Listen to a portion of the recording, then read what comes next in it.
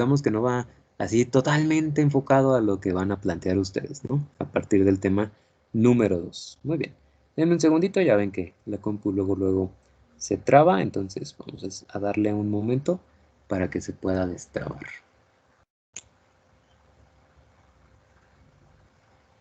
¿Ok?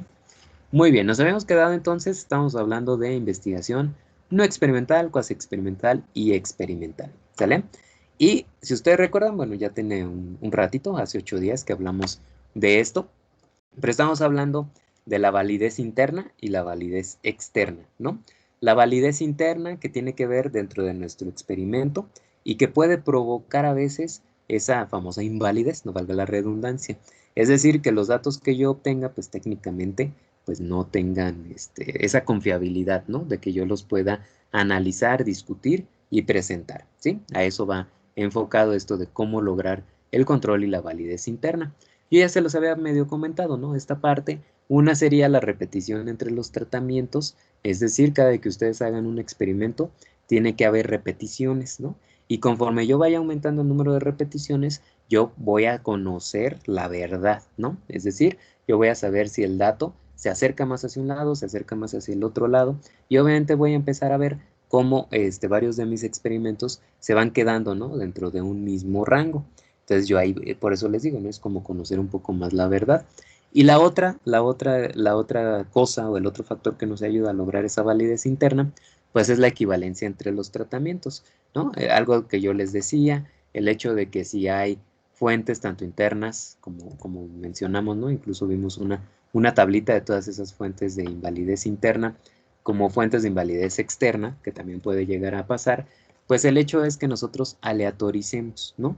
Para que esas fuentes, digamos, el impacto que pueden tener, pues lo vayamos mitigando, ¿no? El ejemplo, pues digo que yo les he estado poniendo es el hecho de que no había un control de temperatura en mis fermentaciones y que si las hacía en diferentes épocas del año, pues obviamente se iban a ver afectadas, ¿no? Entonces ya ven cómo es uno que, no sé, siempre tenemos una tendencia, ¿no? Al parecer no es algo que nos importe tanto, ¿no? El hecho de cómo fermenta algo, pero quizás si yo lo que andaba buscando es etanol, ¿no? En la fermentación, pues obviamente quiero una que me dé mayor cantidad de etanol. Y si yo ya tengo una idea preconcebida de cuál es ese tratamiento que me puede dar mayor cantidad de etanol, pues seguramente es el que voy a poner en un día que hace calorcito, que yo sé que la bacteria o levadura necesita ese calorcito, durante el día, no en la noche. Lo vamos a buscar, ¿no? Entonces la idea es que con esta asignación aleatoria o al azar de todos mis experimentos, pues yo elimine eso, ¿no? Esa fuente, sobre todo que tiene que ver con el investigador, ¿no? El que está llevando a cabo esos experimentos. Es decir, esta fuente, ¿no? Que ya mencionábamos que era la conducta del experimentador, ¿no? Y que no podemos separar. Digo, ya todos hemos sido francos, ¿no? En que realmente, pues sí, todos tenemos alguna inferencia en nuestros datos obtenidos, ¿no? En nuestros resultados. Muy bien. Esas eran las fuentes de invalidación interna, ¿no? Pero también podemos tener las fuentes de invalidación externa. La validez externa es la posibilidad de generalizar los resultados de un experimento a situaciones no experimentales, así como a poblaciones. Es decir, si yo estoy haciendo un experimento, ahorita de lo que les decía, ¿no? Del, de la fermentación, ¿no? A nivel de matraz. Ok, yo estoy haciendo un experimento quizá de ciencia pura, ¿no? No lo estoy haciendo de ciencia aplicada, pero en algún momento yo tengo que pensar que eso se puede exponenciar. Entonces, mi tratamiento, estoy hablando de una muestra que está muy cerrada, ¿no? Pero obviamente cuando yo lo lleve a un nivel poblacional, es decir, a algo más grande, pues seguramente yo no voy a poder usar matraces, ¿no? Si yo lo que quiero producir es mucho alcohol, imagínense hacerlo en matraz. Yo necesito un bioreactor, ¿no? Y obviamente me va a cambiar todas las condiciones. Entonces es el hecho de cómo yo puedo proyectar lo que estoy haciendo en, digamos, en una baja cantidad a algo que obviamente se tiene que exponenciar, ¿sale? ¿Cuáles son esas fuentes de invalidación externa que me pueden afectar para ello, para lograr ese objetivo? Primero que nada, la interacción entre el lugar, la historia y los efectos del tratamiento experimental. Ya habíamos dicho nosotros, y va relacionado a lo que mencionamos, el hecho de que puede ser la temporada, la temperatura, el lugar donde lo estás haciendo, afecta definitivamente Digo, no va a ser lo mismo hacer un experimento, no sé, de carácter magnético, probablemente, ¿no? Algo así muy físico, si lo haces tú en el Polo Norte, a que si lo haces en el Ecuador de la Tierra, ¿no? Definitivamente se ve afectado ese carácter magnético. Entonces, pues obviamente es una fuente de invalidación externa. Y la validación externa es que esos resultados que tú obtengas sean válidos tanto en el Polo Norte como en el Ecuador. Eso es a lo que hacemos referencia, ¿no? El efecto de interacción entre los errores de selección y el tratamiento experimental, eso también tendría que ver, ¿no? Obviamente, la selección de la muestra muchas veces nos equivocamos, es normal, y tenemos que buscar alguna otra, ¿no? Entonces, pues, eso tiene que ver con el tratamiento experimental. Los efectos reactivos de los tratamientos experimentales, es decir, si es una reacción química, digo, nosotros que estamos inmersos aquí en bioquímica, pues sabemos que hay un efecto por las mismas, ¿no? Vamos a suponer una reacción que es exotérmica. Esa reacción exotérmica, si yo la necesito para obtener algún producto en específico, puede ser que la misma liberación de calor que tiene la reacción, a la larga, pues pueda afectar el mismo producto, ¿no? Y entonces, si yo no estoy haciendo la medición inmediata después de la reacción, estoy dejando pasar 2, 3 horas, pues seguramente la cantidad de producto que yo esperaba obtener, pues se va a ver modificada, ¿no? Va a ser menor. La interferencia de tratamientos múltiples también puede llegar a pasar, a pesar de que se necesita, ¿no? Si yo quiero hacer una comparación entre diferentes tratamientos, seguramente puede haber una interferencia, ¿no? Entre esos mismos tratamientos, incluso entre los factores que yo estoy cuidando, ¿no? Entre esas variables independientes que yo estoy cuidando, también podrá haber una interacción entre las mismas. Y pues obviamente, perdón, obviamente eso puede tener pues un impacto, ¿no? En los resultados que yo pueda obtener. Si hay una imposibilidad de replicar los tratamientos, imagínense que ustedes necesitan trabajar, no sé, a ver, vamos a buscar un ejemplo así un poco extremo, ¿no? Bueno, puede ser no tan extremo, puede ser con una enzima, suponiendo que ustedes necesitan una enzima, ¿no? Para llevar a cabo una reacción. Las enzimas son muy caras para lo que sea, ¿no? Entonces, si ustedes quieren probar, no sé, si quieren sacar los datos enzimáticos, ¿no? ¿Cómo se llaman esos datos? Lo de la KM y la Bmax, los parámetros cinéticos de una determinada enzima, pues imagínense, ¿no? ¿Cuántos experimentos podríamos hacer nosotros con poquita enzima? Y es carísima, entonces seguramente nuestro asesora, si fue posible que nos la comprara, pues seguramente voy a tener una limitación, ¿no? De poder hacer más tratamientos. Y entonces, o con los tratamientos que alcancé a hacer, pues ya doy mis resultados, o la otra, pues de plano ni me salió nada y pues ya valió, ¿no? Entonces siempre hay que tener, les decía a veces en las reuniones que hemos tenido, siempre hay que tener un plan B, ¿no? De mi proyecto. Descripciones insuficientes del tratamiento experimental, puede ser también que yo no haya considerado algunos factores, ¿no? Porque quizá en la revisión bibliográfica que hice no venía que esos factores pues eran de impacto y resulta que pues tuvieron un impacto, ¿no? Y yo ni me di cuenta, seguramente, hasta ahí está, ¿no? Y los efectos de novedad o interrupción. Esto pasa muchísimo cuando estoy ocupando un equipo y se friegue el equipo, ¿no? Y es algo, pero pan nuestro de cada día. Ahí con el JC's Lab me pasó, pero muchísimo en el laboratorio de Juan Carlos, porque obviamente muchas veces no eres el único que está usando un equipo, ¿no? Y resulta que, pues, obviamente, te lo descalibraron, ¿no? Que sería así como lo más tranquilo. Entonces, tienes que calibrar, te lleva más tiempo, etcétera. O no te das cuenta y así obtienes los resultados y pues obviamente te da un resultado erróneo. O la otra es la interrupción total, es decir, que se descomponga un equipo. Híjole, esto es, yo creo, de lo peor que nos puede llegar a pasar, ¿no? Bueno, por ejemplo, ahí les cuento, ¿no? Son anécdotas ahí del laboratorio con Juan Carlos y pues los que estábamos en ese momento, pero varias veces nos tocó que el autoclave se descomponía. Imagínense, casi todos trabajando con microorganismos y se descompone el autoclave. No, pues fue cosa seria, ¿no? Me acuerdo que en algún punto, ustedes todavía ni estaban en el TEC, ¿no? Fue hace ya bastantes añitos. Al inicio que solamente teníamos el autoclave ahí en el laboratorio, pues nos prestaban unas ollas que ahora están en el lab de micro. No sé si ustedes conocen ahí esas ollas o las han visto alguna vez. ollas de presión, ¿no? Como para hacer frijolitos. Entonces, íbamos por las ollas allá al laboratorio de micro. En ese entonces la maestra Mariana era la encargada.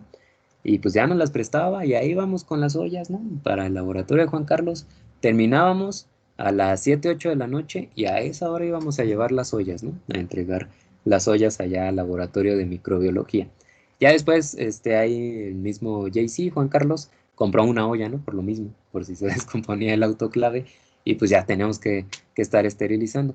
Pero imagínense, si hay 20 proyectos ahí con Juan Carlos y todos necesitan el autoclave, digo que tiene un cierto volumen, pues usar la olla de presión, pues te da un volumen mucho más bajo, ¿no? Entonces, bueno, les digo, son anécdotas de que esto realmente puede llegar a pasar, ¿no? Y pues la otra, pues es que no tengas, ¿no? Que no tengas el equipo para poder hacer un determinado experimento, ¿no? Muy bien, pasos para diseñar un experimento y hacer el experimento. Primero que nada, tienen que definir cuáles son las variables independientes y las dependientes que deben incluirse en el experimento, sin dejar de lado las variables controladas. Hay que tener mucho cuidado con ello. No hay que dejarlas de lado porque pueden tener un impacto. Si yo no cuido, por ejemplo, la temperatura que tanto les he dicho en el ejemplo, va a tener un impacto, ¿no? A pesar de que mi variable independiente sea una y la dependiente sea otra, que no tengan que ver con la temperatura, seguramente me va a impactar. Ténganlas presentes, ¿no? Elegir los niveles y tratamientos de manipulación de las variables independientes si es que ustedes van a hacer un experimento comparativo, ¿no? Sobre todo, determinar el instrumento de medición que van a necesitar para determinar la variable dependiente. Es decir, si ustedes van a obtener, no sé, un determinado producto fermentativo y seguramente lo quieren medir por espectrofotometría, pues ok, no, necesitan ustedes determinar el instrumento de medición. En este caso es el uso de la espectrofotometría, ¿no? Entonces necesitan el instrumento que es un espectrofotómetro para poderlo lograr. Pero también necesitan reactivos, ¿no? Seguramente a través de una reacción química es que pueden llegar a ello. Seleccionar la muestra o proceso que será sometido a experimentación, cómo lo van a hacer, tal cual. Preparar el ambiente propicio para realizar el experimento en el laboratorio. Seleccionar el diseño experimental apropiado. Hay muchos tipos de diseños experimentales y muchas veces parece que no nos aplican. Créanme que en la mayoría de los casos nos aplican diseños experimentales. Así sean los más sencillos, nos aplican, ¿sale? También a ver si alcanzamos a ver algo de esto, de los diseños experimentales, ya de los estadísticos, ¿no? Yo sé que hay unos diseños que de hecho les dejé que por ahí checaran, pero sobre todo los estadísticos, ¿no? A ver si alcanzamos a ver algo acerca de eso. Aleatorizar, obviamente, los tratamientos y muestras. Digo, ya en esto podemos usar un software, ya es mucho más sencillo poder usar un programa que nos aleatorice y nos diga específicamente qué tratamiento va después de cuál, ¿no? Y finalmente, pues aplicar las pruebas de acuerdo a los tratamientos establecidos. De esos diseños, pues imagínense, puede haber un diseño de comparación dentro de una muestra, entre diferentes muestras, o incluso puede haber diseños, los famosos de mezclas, ¿no? Y se me vienen a la mente porque algunos de ustedes me han platicado que quieren hacer una formulación. Si por ejemplo ustedes saben que quieren hacer, no sé, un producto alimenticio y tienen varios ingredientes, ¿no? Por suponer unos 3 4 ingredientes, y no saben, digamos, qué porcentaje debe llevar cada uno de ellos o que sea mejor en el producto final, pues se hace un diseño experimental de mezclas. Y entonces el primer tratamiento les pone, no, todos al 25%. Luego otro, no, todos, de este ingrediente no le pongas y ponen los otros 3 en tal porcentaje. Y así sucesivamente. Y eso obviamente pues me va a permitir determinar las mejores condiciones, ¿no? A final de cuentas. Muy bien. Ahí venían entonces ya lo que eran los diseños experimentales. Estos se los dejé investigar, si se acuerdan o no se acuerdan. Sí, Sí, Sí, profe. muy bien. ¿Están Hey, preparados para platicarnos de ellos o no? A ver, díganme. sí, ¿Sí? ¿Todos listos? ¿Todos listos? A ver qué dicen. sí. Bueno, muy bien. Ok, era platicar nada más acerca de ellos, ¿no? Muy bien, entonces, ¿a quién le tocó? Ay, perdón, déjenme voy acá está. El estudio de caso de una sola medición. Porque no los apunté. Levante su manita.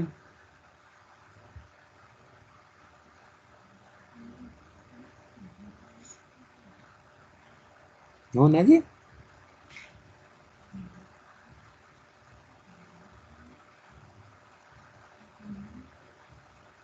Ok. Bueno. El diseño de preprueba y posprueba con un solo grupo. ¿Qué pasó, Daniel? A mí, profe. Olaf. Ok. Muy bien, Olaf. Entonces, ¿nos quieres platicar? ¿Vas a compartir pantalla o algo o así directamente? Sí, hice nada más 3 diapositivas. Está bien, se Ah, las comparto. sí, denme chance, déjenme cambio los permisos de la llamada para que todos puedan compartir, ¿sale? Denme un momentito.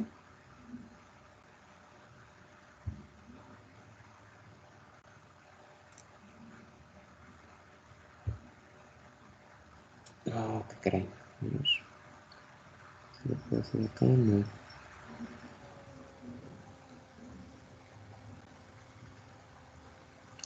Bueno, si no los voy poniendo como asistentes, si no creo que va a tardar un poquito.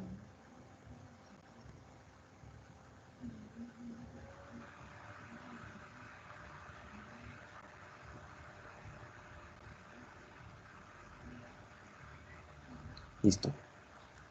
A ver, entonces ya te cambié ahorita como moderador, Olaf. Gracias. Ujú. Mm, ¿Ya se está... ¿Ya está presentando? Sí, listo.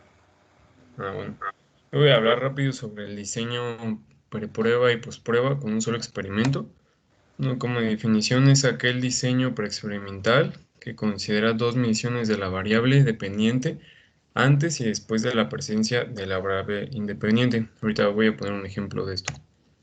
Características es que no hay manipulación de la variable dependiente y no previene el efecto de la historia, y establece la existencia de un grupo de referencia inicial que permite seguir al grupo. Para explicar mejor esto, tengo este ejemplo rápido este diseño sería un profesor decide poner en marcha un nuevo sistema de entrenamiento del razonamiento matemático en un grupo de alumnos. Este grupo de alumnos sería el grupo experimental y evalúa sus habilidades al respecto al empezar. Esa sería la medición preprueba y al terminar el curso. Y esa sería la medición posprueba. Y ya. ¿Si era así de corto o si lo hice Sí, sí, muy sí. corto? No, Ok. está perfecto, está perfecto. Sí, así era. Así es tal cual, ¿no? Muy bien, sí, es el hecho, ¿no? De nosotros someter el tratamiento, pero antes de eso, digo, se aplica, obviamente se aplica, hacer la medición, ¿no? Para ver cómo ha cambiado a través del tiempo, ¿no? A través de que se ha puesto el tratamiento. Yo creo que el ejemplo está bastante descriptivo, ¿no? De este tema. Muy bien, Olaf. Perfecto. Vamos a echarle Sale sus pues. Ya no aplausos. estoy compartiendo pantalla, ¿verdad? No, ya no. Ya no Ah, vamos ok. a compartir. Sale. Perfecto. Entonces, bueno, ahí está.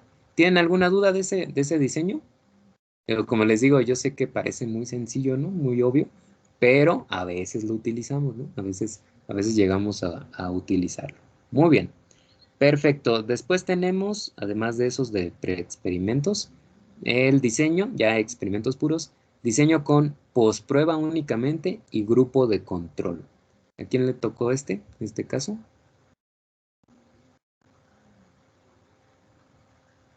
A mí. Muy bien, muy bien. A ver. Ay. ¿No, no puedes compartir ahorita? No. Según yo le cambié ya. ¿Quieres ver, verdad? Sí, profe. Espérame. Bueno, entonces también te voy a poner como moderador. Es que ya hice el cambio, pero no sé por qué no le sale. Ahí está. Ok, a ver si mi compu no me traiciona. No son las 9:30, Fer. La vecina ahorita no está conectada. A ver. ver. Es que no me deja, no sé por qué me hace esto el caca de... Ay, perdón, profe. Ok. Es que no me deja compartir. ¿Le puedo mandar la presentación a alguien y que la pueda compartir? Sí, Es que claro. no sé por qué no me deja compartir. Tengo un problema con mi computadora. Sí, no pasa nada. Nada más me dices a quién se la mandas, ¿sale? Pues a quien sea la voy a mandar aquí en el chat. Ah, bueno, ok. A ver, deme Pues ahorita, tantito. ahorita el que está también como moderador es Olaf, entonces si nos puedes Sí, hacer. si quieres yo la comparto, Fer. Gracias. Es que no sé qué onda. Mi compu no me deja compartir nada. Muy bien. El siguiente después de Fer va a ser preprueba, posprueba y grupo de control. ¿A quién le tocó ese para irlo poniendo como moderador? A mí, pero no me deja. Ay, perdón. Levante su manita, porfa. A quien le tocó. Muy bien, Ruth. ¿Por qué no me deja? Creo que Muy ya la bien. mandé. No sé si se... Sí, Sí, ya. Voy. gracias.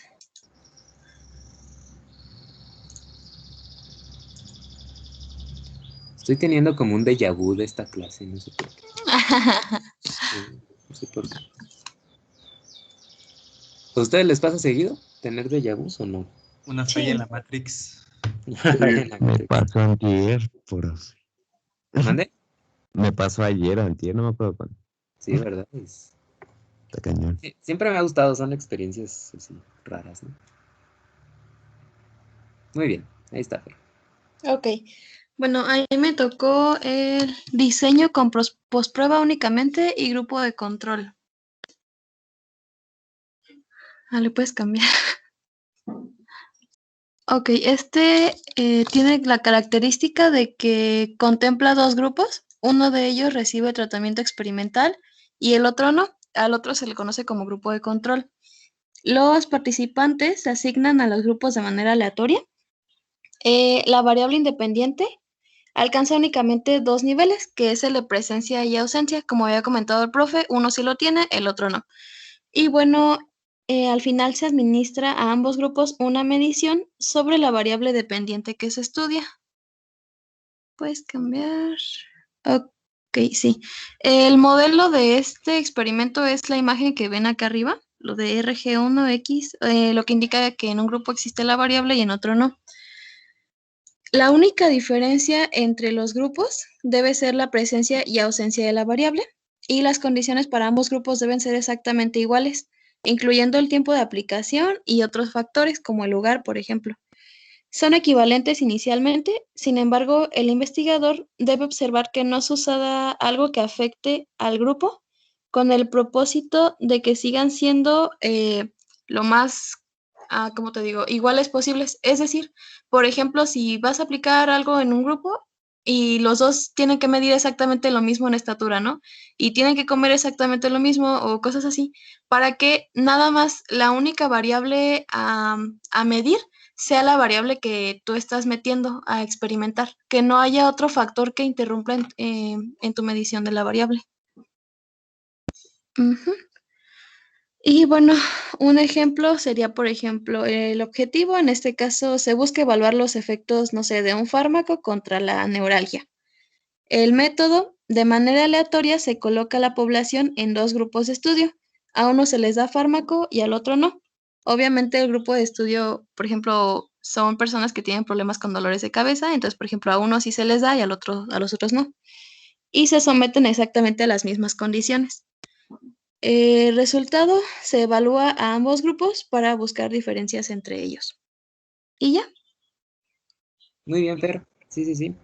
Así es, tal cual, ¿no? Entonces, lo sometemos a una parte, al tratamiento, y a otro sin el tratamiento, ¿no? Esto del grupo control es bien importante, ¿eh? Siempre hay que considerar siempre tener un control, un marco de referencia. Digo, hace ratito, ahí con la plática de los proyectos, pues estaba, ¿no? De tener una referencia, por ejemplo, ahí comentaba su compañera Denise de tener el jitomate, ¿no? El sabor del jitomate orgánico. Pues sí, efectivamente necesitamos algo de referencia, ¿no? Entonces ese técnicamente pues es su control. Acá nosotros, si vamos a hacer, por ejemplo, un estudio comparativo, pues a uno se le somete y a otro no se le somete. ¿no? Sería el punto clave. Muy bien, Fer, muy bien. Un aplauso, entonces ahí le mandamos a Fer desde el Teams. Ahí está. Ya le gustó el botoncito de aplausos. Sí, no, es que también pues yo les dejo puras presentaciones a todos, pues ahora ya podemos aplaudir ahí, ¿no? Es que antes aplaudía aquí en el micrófono y luego me decían, ay, profe, le pegó al micrófono y se oyó un golpazo, entonces ya, pues.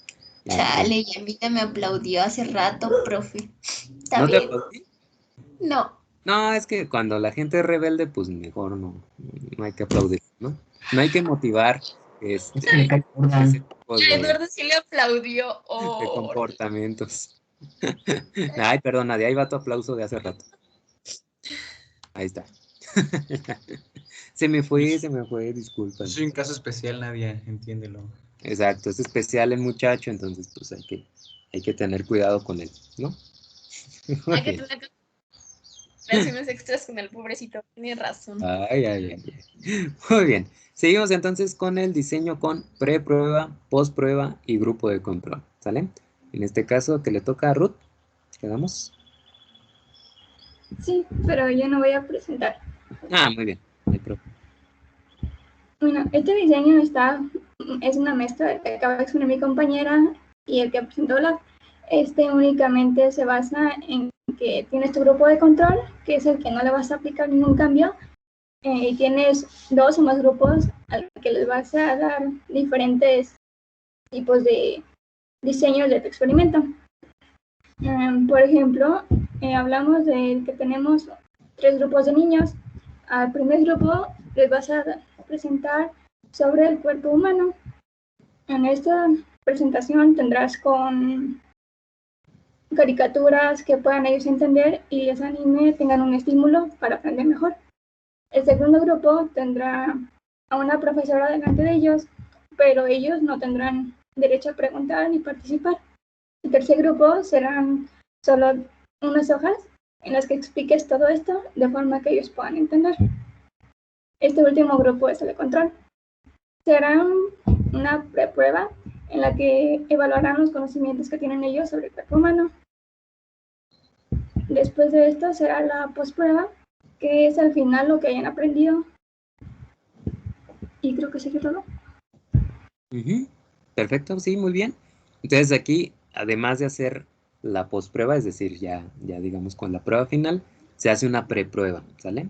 Pero también manteniendo el grupo de control. Sí, perfecto. Muy bien, Ruth, muy bien.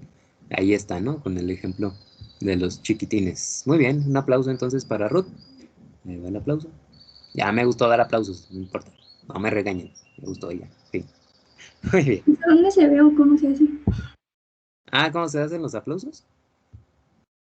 Ok. Ajá. ¿Sí? A ver, déjame comparto para enseñarles.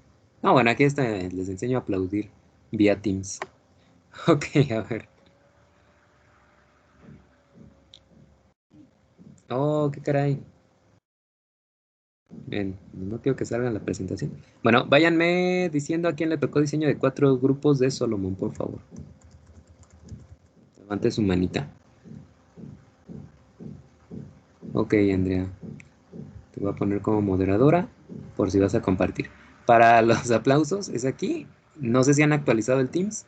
Si no, hay que actualizar a la última versión. Entonces sale aquí, donde sale para levantar su mano y ahí vienen las reacciones. ¿Sale? Pues ahí está. Ahí está el aplauso.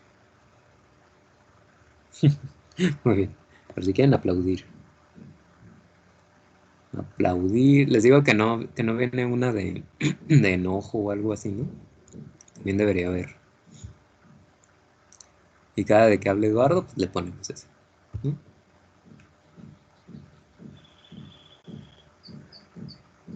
Muy bien. Andrea, ¿andas por ahí? Carola, ¿qué pasó? Sí, ya. Ah, ya está compartiendo. Ay, perdón, es que quería aplaudir y se puso la mano. Ah, la manita. Ok. Sí, si no hay que actualizar el Teams, ¿no? Para poder. Muy bien, Andrea. Bueno, el diseño de 4 grupos de Salomón, pues se define como el diseño para la investigación experimental, el cual tiene la finalidad de controlar la interacción de la medida pretratamiento con la variable independiente. Este diseño pues consta de 4 grupos, de los cuales 2 son experimentales y 2 son de control. 2 son de medida pre y post tratamiento y 2 son con medida post tratamiento. Y pues el procedimiento para llevar a cabo este diseño, pues primero tenemos que decidir aleatoriamente qué grupos van a ser los experimentales y cuáles van a ser los de control. Y qué grupo experimental y qué grupo de control va a tener pues pre-tratamiento. Y después de esto, pues vamos a tomar dicha medida a los 2 grupos elegidos. Y pues elegimos la aplicación del tratamiento a los 2 grupos experimentales. Y pues después vamos a realizar el análisis de datos correspondientes a este diseño. Y pues las ventajas de pues es que podemos comprobar explícitamente la interacción entre la medida pre y el tratamiento y controlar las amenazas a la validez interna de historia y maduración. Y pues para ver si el producto ha producido sensibilidad a la medida pre. Y pues los inconvenientes es que pues el mayor de ellos es que tiene una mayor dificultad porque hay que formar pues los 4 grupos de sujetos, y es mucho más complejo de configurar y avanzar. Y es un diseño de control de prueba posterior únicamente. Y pues porque no todos los experimentos son un diseño de 4 grupos de Salomón, pues dice que es uno de los puntos de referencia para la investigación sociológica y educativa y elimina la mayoría de los problemas de validez. Bueno, en conclusión, pues es que es muy complejo, demasiado complejo, y pues para poder hacer pues, diseño, el investigador tiene que tener recursos y el suficiente tiempo para utilizar pues este diseño, y ya que pues las estadísticas que lleva pues son muy complejas, aunque tengamos ya que ya existan pues programas o que pues nos lo den, pues de todos modos es muy muy complejo, y pues tendríamos que tener mucho presupuesto y pues un gran amplio equipo de investigación, de investigadores para poderlo realizar. Pues ya esto. Muy bien, Andrea. Sí, entonces la cuestión, como ven, es algo o sea, vamos yendo, ¿no? Primero era el grupo con postprueba y control, es decir, lo haces, le das el tratamiento y le mides, ¿no? Y ya después el control, pues no le das el tratamiento. Después fue con una preprueba, lo que comentaron, y aquí es como una mezcla, ¿no? Es decir, tú vas a obtener, digamos, vas a hacerlo por duplicado al menos, ¿no? Donde tú tienes tanto el grupo control como el que va a ser sometido a tratamiento. Pero en uno de los casos de ese duplicado, lo sometes a preprueba y al otro no, solamente a la postprueba. Entonces, bueno, es una mezcla ahí ya media rara, ¿no? Pero como vieron, como bien lo decía por ahí Andrea, pues es más enfocado a estudios así más como sociológicos, ¿no? No tanto a estudios científicos, aunque podría llegarse a usar. El problema, pues como bien menciona, es el hecho de los recursos, ¿no? O sea, el hecho de tener suficiente muestra para poder llevar a cabo todos los experimentos, en este caso, ¿no? Que son 2 y 2 al menos. Pero recuerden que tiene que haber repetición, entonces pues obviamente eso va a ser cada vez exponencial, ¿no? Uno con el otro. Muy bien, muy bien. Bueno, vamos a dejarle aquí entonces, ya el día de mañana seguimos hablando de los otros 4, ¿sí? Nos hacen falta otros 4 diseños, ¿no? Y bueno, el primero, no sé de verdad quién quedó, el de estudio de caso de una sola medición, pero bueno, ya también mañana nos comentarán, ¿no? Por si no estuvo hoy presente. Muy bien, entonces, bueno, no sé si tengan alguna otra duda, comentario. No, profe.